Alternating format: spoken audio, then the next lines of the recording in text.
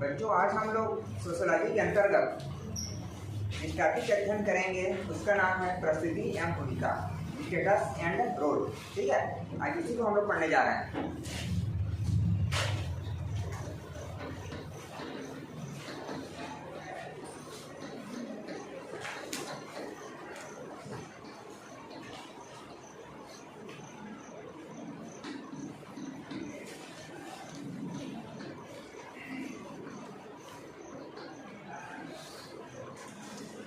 परिस्थिति एवं भूमिका हम लोग देखेंगे कि ये क्या है ना, इसका कॉन्सेप्ट क्या है, इसको हम लोग स्पष्ट करने का प्रयास करेंगे। इसको हम लोग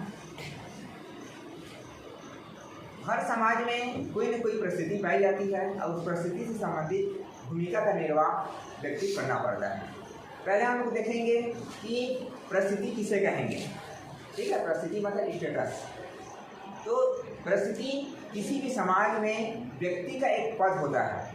हर समाज में किसी न किसी व्यक्ति का एक निश्चित समय पर जो पद रहता है, जो स्थान रहता है, उसी को हम लोग क्या कहेंगे, परिस्थिति कहेंगे। यही जो पद है, इसी के आधार पर उस व्यक्ति की समाज में पहचान होती है। क्लियर हो रहा है?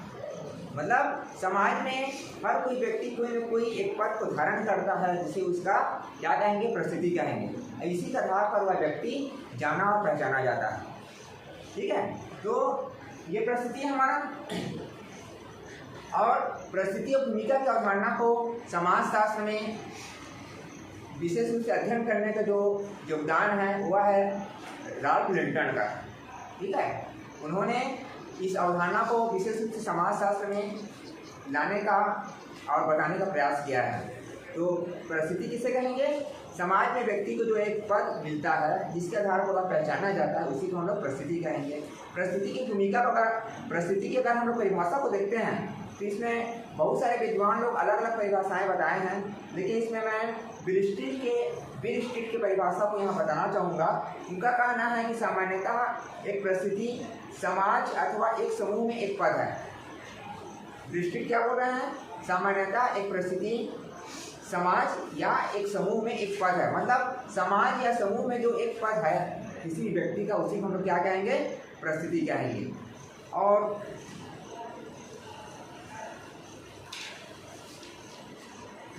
अब भूमिका किसे कहेंगे, तो भूमिका जो है कोई व्यक्ति जो एक पद धारण करता है और उस पद को धारण करने के आधार पर वह जो कार्य करता है ना, व्यक्ति कोई भी जो एक पद धारण करता है और उस पद को धारण करने के बाद उस पद से संबंधित जो कार्य को करता है, उसी को हम लोग क्या कहेंगे, भूमिका कहेंगे। जैसे आप लोगों की परिस्थिति क्या है, जिस रूप में आप लोग जाने जाते हैं एक विद्यार्थी के रूप में, ये आप लोग क्या है, परिस्थिति है ना। आप लोग अपने माता पिता के संतान हैं, भाई बहन हैं, ये तो ठीक है, ये भी एक परिस्थिति है। लेकिन समाज में मुख्य रूप से आपको परिचय किस रूप में होती है, एक विद्यार्थी के रूप में। ये आप लोगों की परिस्थिति है। क्लियर हो रहा है?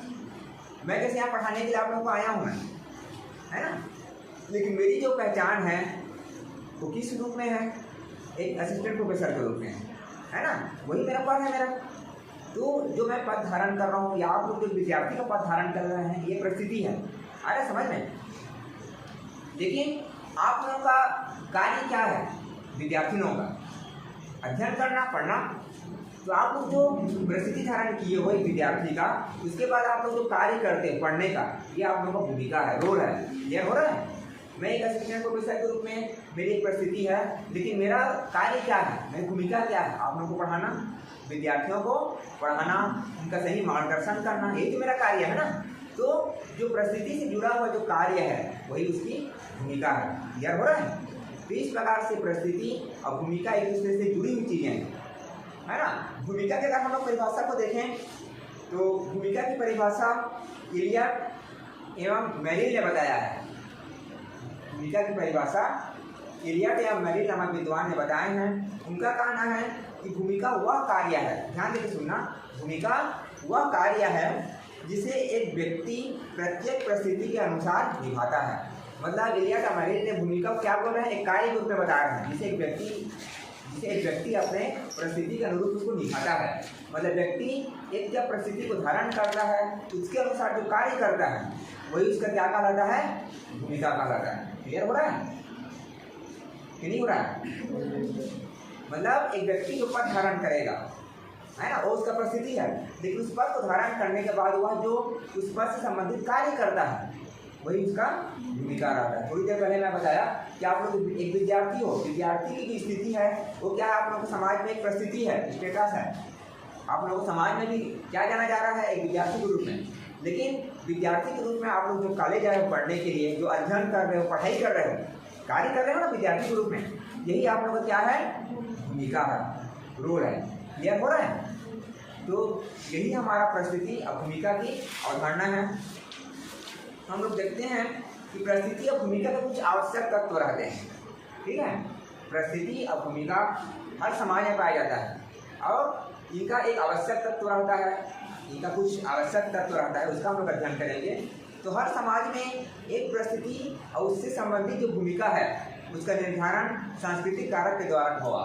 मतलब संस्कृति निर्धारित करता है कि एक परिस्थिति और उससे संबंधित भूमिका क्या होगी। ठीक है, संस्कृति इसका निर्धारण करती है, परिस्थिति और भूमिका का। उसके बाद है, कभी भी हम परिस्थिति और भूमिका को एक तरफा नहीं समझ सकते। हमेशा परिस्थिति और भूमिका का जो संबंध है वो दूसरे व्यक्ति के संदर्भ में होता है। मतलब एक तरफा अकेला नहीं रहेगा उसका महत्व, हमेशा उसका महत्व क्या रहेगा, दूसरे के संदर्भ में रहेगा। जैसे आप लोग विद्यार्थी हो, है ना, ये आप लोगों का परिस्थिति है और आप लोगों का पढ़ना आप लोगों का भूमिका है, लेकिन एक तरफा तो आप लोगों का महत्व नहीं है ना। आप लोगों का महत्व किससे संबंधित है, एक टीचर से या प्रोफेसर से, क्योंकि एक टीचर या प्रोफेसर पढ़ाएगा तब आप लोग विद्यार्थी हो। ठीक उसी तरह से कोई भी टीचर या प्रोफेसर एक तरफा उसका महत्व नहीं है, उसका महत्व विद्यार्थी के संदर्भ में है कि नहीं है। विद्यार्थी नहीं रहेंगे तो टीचर या प्रोफेसर कोई औचित्य रहेगा क्या, नहीं रहेगा ना। तो हमेशा कोई भी परिस्थिति और भूमिका का महत्व दूसरे व्यक्ति के संदर्भ में होता है। जैसे माता पिता का संतान के साथ संबंध, संतान है तब लोग माता पिता कहला रहे हैं। क्लियर हो रहा है ना? मतलब हमेशा दूसरे के संदर्भ में परिस्थिति और भूमिका का महत्व रहेगा। एक ही परिस्थिति और भूमिका का जो निर्वाह है अलग अलग व्यक्ति द्वारा अपने अपने ढंग से अलग अलग किया जाता है। कोई भी जैसे परिस्थिति है, भूमिका है, हर कोई व्यक्ति उसको एक ही जैसा उसको निभाएगा ये संभव नहीं है। हर कोई अपने व्यक्तित्व योग्यता क्षमता के अनुसार उसको अलग अलग उसको निभाता है, उसको परिस्थिति और उसके संबंधित भूमिका को। ठीक है,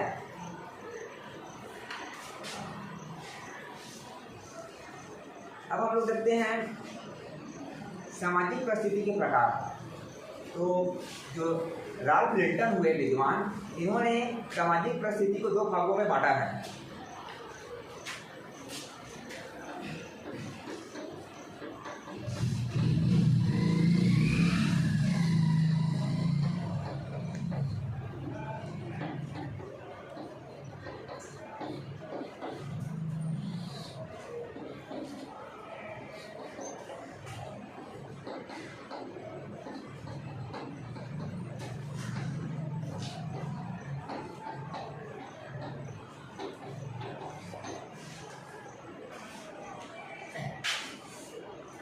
राल्फ लिंटन के अनुसार सामाजिक परिस्थिति के हम प्रकार देखेंगे तो इसके 2 प्रकार हैं, है ना। पहला क्या कहलाएगा, प्रदत्त परिस्थिति।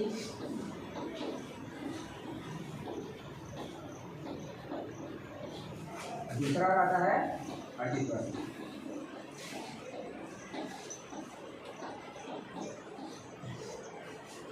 ठीक है, सामाजिक परिस्थिति को राल्फ लिंटन नामक विद्वान ने 2 भागों में बांट करके समझाने का प्रयास किया है। पहला क्या है, जोर से बोलिए आप लोग,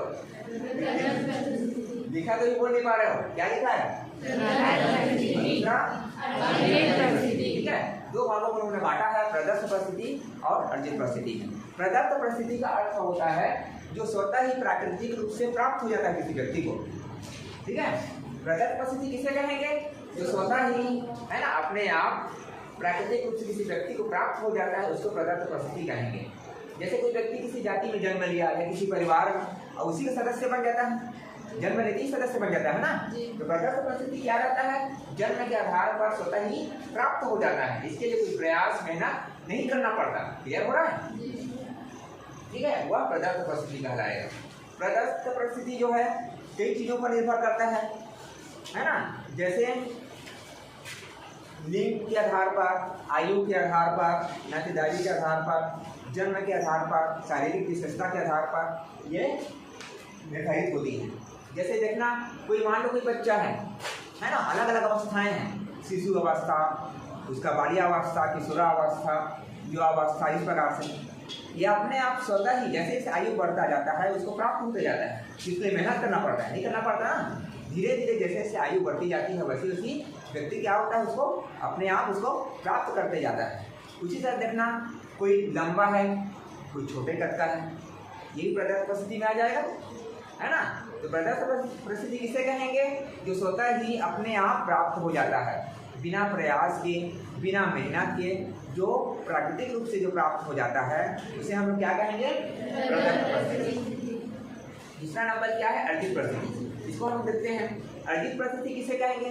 अर्जित परिस्थिति मतलब व्यक्ति जिसे प्रयास करके, मेहनत के द्वारा और अपनी योग्यता के आधार पर जिसको प्राप्त करता है। आगे समझ में, मतलब यह अर्जित परिस्थिति स्वतः प्राप्त नहीं होता, इसके लिए व्यक्ति को प्रयास करना पड़ता है, मेहनत करना पड़ता है और योग्यता के आधार पर इसको प्राप्त करना पड़ता है। जैसे आप लोग विद्यार्थी हो, जन्म लेते थे विद्यार्थी नहीं बने हो ना, कि बन गए? नहीं बने हो ना। पहले छोटे से बच्चे थे आप लोग जन्म लेने के समय, है ना। उसके बाद कुछ बड़े हुए, उसके बाद आप लोग स्कूल में क्या किया गया, एडमिशन किया गया ना। अब उसके बाद आप लोग विद्यार्थी की जो परिस्थिति को प्राप्त किए हो, आप लोग जन्म लेते ही प्राप्त नहीं हुआ है ना।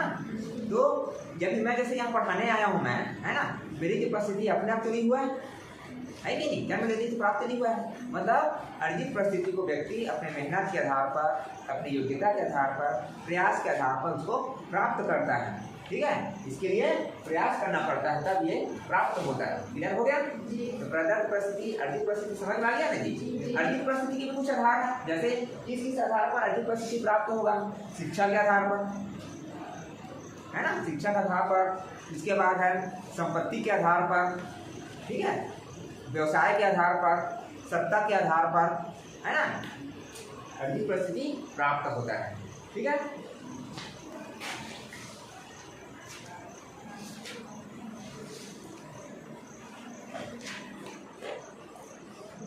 अब हम लोग देखते हैं परिस्थिति और भूमिका में संबंध क्या है।